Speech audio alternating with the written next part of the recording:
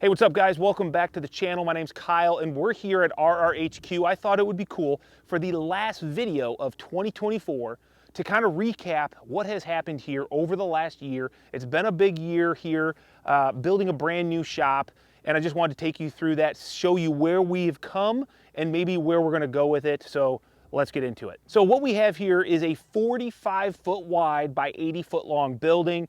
I'm gonna basically go through this a little bit, thinking that most of you don't know some of these specs. Maybe this is the first video you're watching. This building was as big as I could build it on this piece of property. It was zoned agricultural. It was under 5 acres, and in my county, 3,600 square foot was as big as I could build. I was also limited to a height restriction of 25 feet. So when you look at this building, there's a lot of different roof lines, and those roof lines were to maximize certain areas of this building for height, but still staying underneath of my 25-foot regulation. And when I get inside, you will see what I'm talking about. We've also got this nice wraparound cedar porch. It's one of those staple things that we do on a lot of our buildings.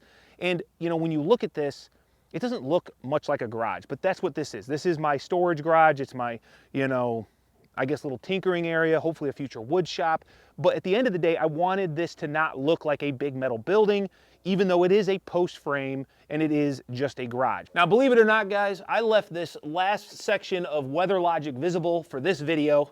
I will cover this up as soon as this video is over, but I wanted to show you that this building is completely wrapped on the roof, the walls with LP Weather Logic. That is an air and water barrier panel. It's built in, so basically when you tape the seams, you don't have to do house wrap. You get a good air control layer and a weather barrier, right?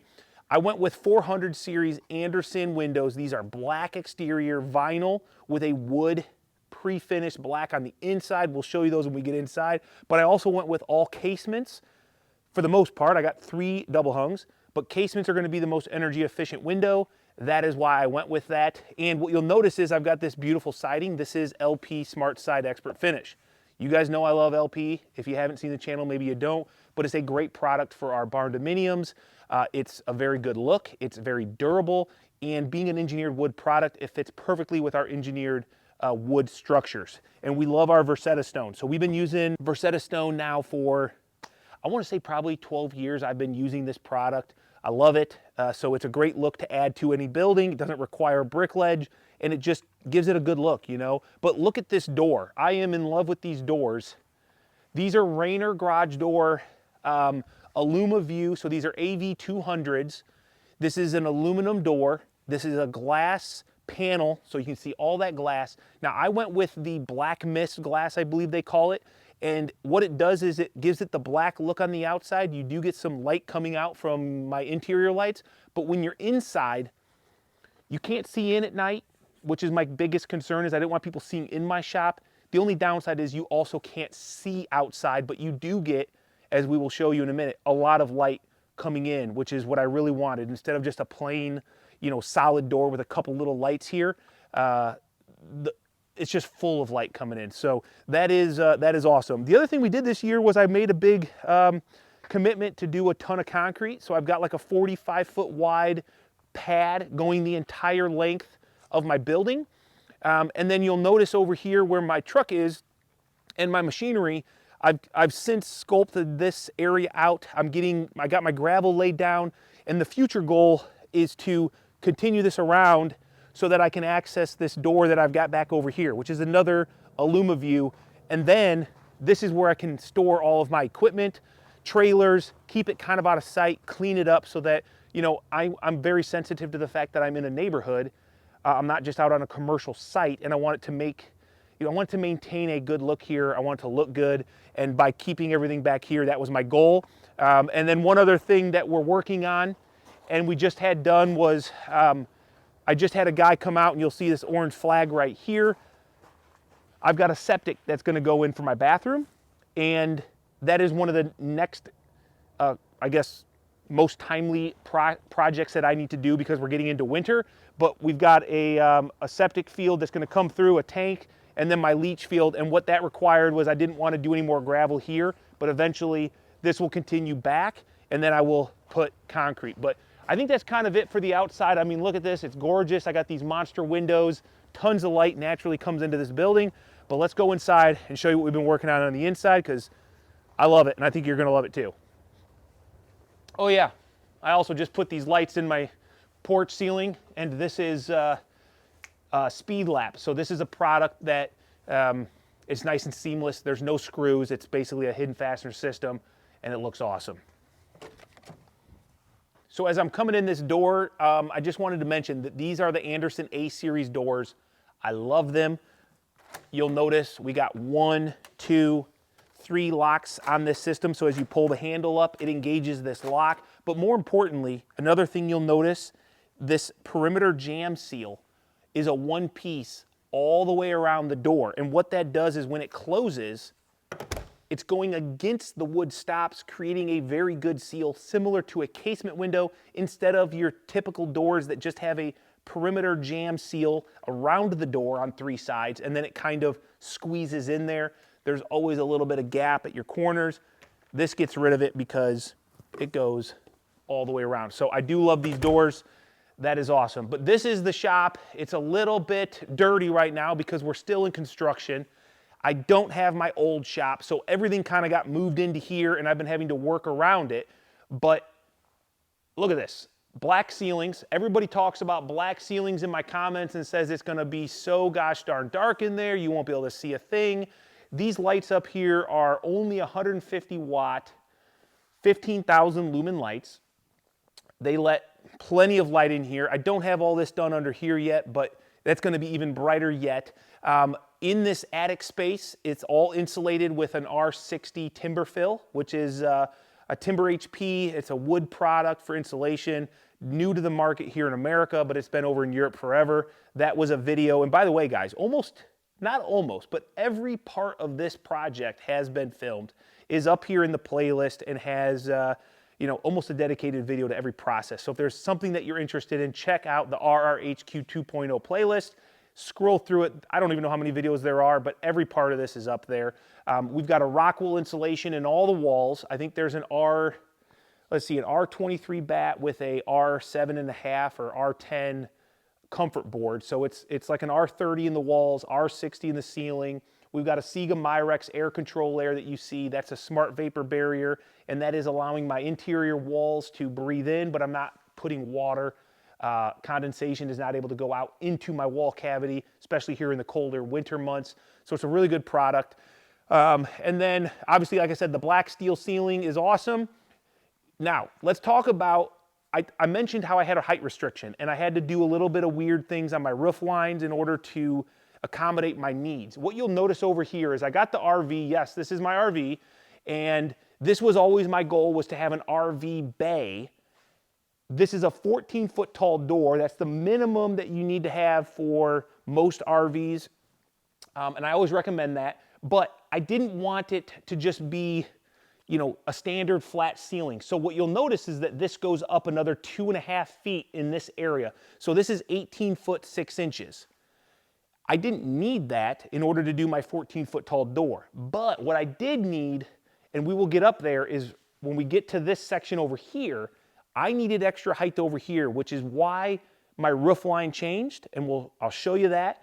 And because I'm an aesthetically, I have OCD, I guess, I just went ahead and matched this roof line to this roof line over here, which gave me those 2 peaks right on both sides of the building, and it allowed me to go ahead and push this ceiling up to 18.6. So I didn't need to do that, but it made my life more complicated, but I think it also brought a lot of aesthetic appeal to the outside of the building. So let's move over this way. This is where I'm gonna have my future wood shop. I really wanna get into woodworking. That's kind of like, as I slow down, as I get older, I can't build post frames at a high level forever. I wanna have something that I can do and I still can work with my hands. I got goals of building a boat with my dad. We've talked about it for years. And this is where I'm gonna hopefully have all of my machinery. That's why I got this door here, which you can now see the way the light comes in. It's about the end of the day here, so it's not super bright in here, but these 2 doors let a ton of natural light in, and then if I'm working in here on a nice day, I can open that, or I can bring materials in and out, or projects in and out. And what I did here was I got truss core going up on my ceiling. It's not 100% done yet. And then this is also truss core over here. What truss core is, and I'll turn a light on so we can look at it. So this is truss core right here. This is where this product for me started, because I wanted to do something to to have a very clean surface for Eric from Mechanical Hub, my buddy, who came down and did this whole system. I got a video on this, him coming down. He's from Minnesota. Great video if you're interested in a radiant system here for heat, because this is all, you can see those pipes going into the floor. Those pipes carry warm water throughout my floor in engineered loops. So I had Uponor engineer this building to make sure that I did my loops in an exact pattern to be the most efficient possible, which they calculated. They gave me those numbers. Eric was able to use them to size the boiler, and this thing runs so efficiently.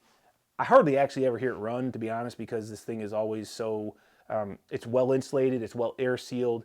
We did a blower door, which is, if you don't know what that is, I got a video on that. This thing blew like a .50 ACH 50. It's awesome. So it's a very energy efficient building. And with a heated system like this that's been engineered and well thought out and put together, it doesn't cost me but pennies a day to heat this, okay?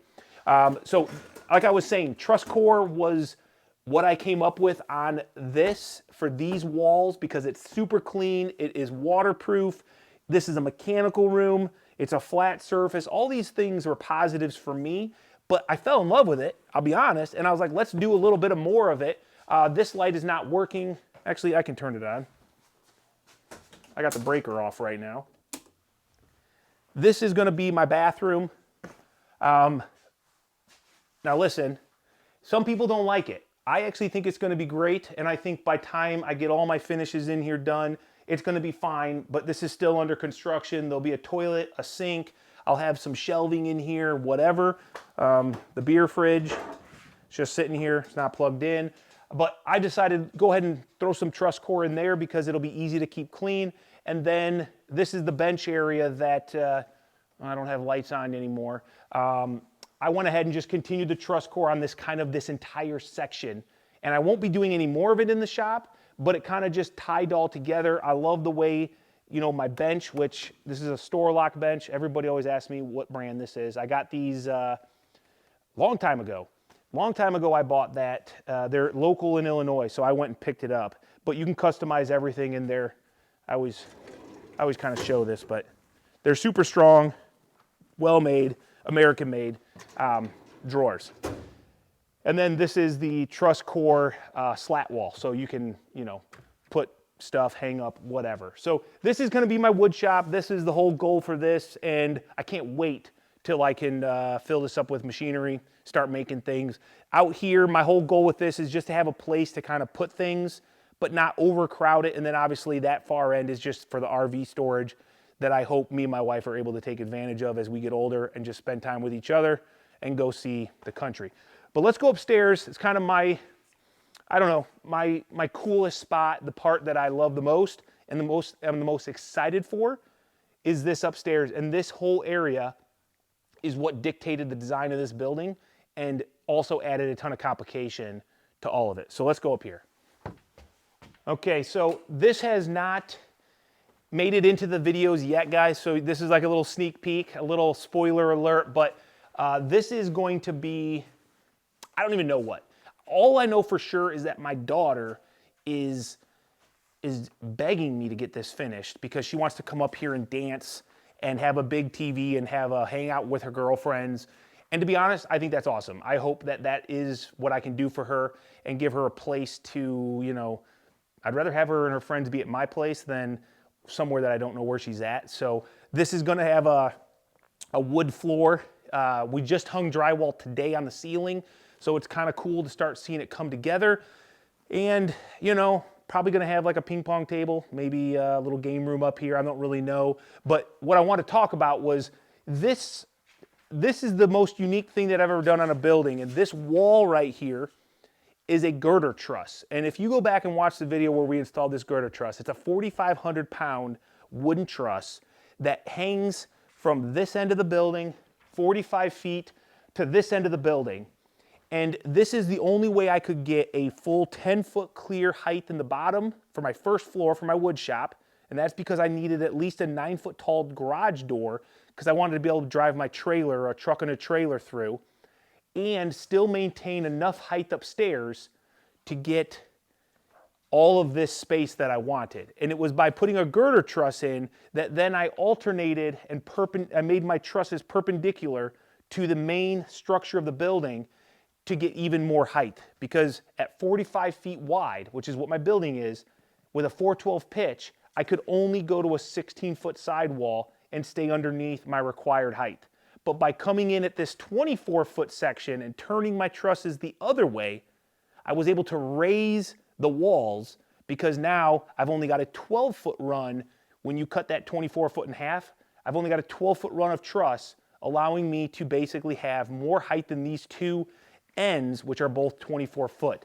It was a little bit tricky. It definitely cost me more money, and it definitely cost me more time on my roof system. I've got a standing seam roof. I absolutely love it. It's gorgeous. It's a lifetime roof, and it is leak-free because there is not one roof screw or penetration that is visible. Everything is hidden, so it's a complete hidden system with clips and hidden fasteners, so there's nowhere for water to really get in, right? So it's a great system, but it was a ton of work for this style because of all the different details that we had going on the roof. And if you're interested in that all, it's a good video to go back and watch. But I know right now you can't really see it. I mean, this space probably doesn't really show, but when the plastic is gone, when the sun is shining, these three monster windows are just gorgeous. And these are all casements, the big Andersons. And then these are the three double hungs that I was talking about that I did go with. And the reason I did that is because Anderson told me that they had a double hung window with a performance package that would be good. And I like the look of a double hung. I like being able to just push up and down a double hung window. And that performance package is basically a storm window of sorts that goes on the outside. So you know what? I figured where else better to try a product that, you know, I might try to sell to a client in the future than my own place. And so far, I mean, it seems to perform well. I've already done the blower door test and they did pretty good. So yeah, this is the future RR shop. I mean, we're using it now because I have nowhere else, but we still have a lot of work to go. Like I said, we've got drywall to finish up here. We've got the flooring to do, and then I still don't know what I'm doing on my walls downstairs, guys. So you saw all those walls still unfinished. I don't want to just do a white steel that I do in everybody else's shops.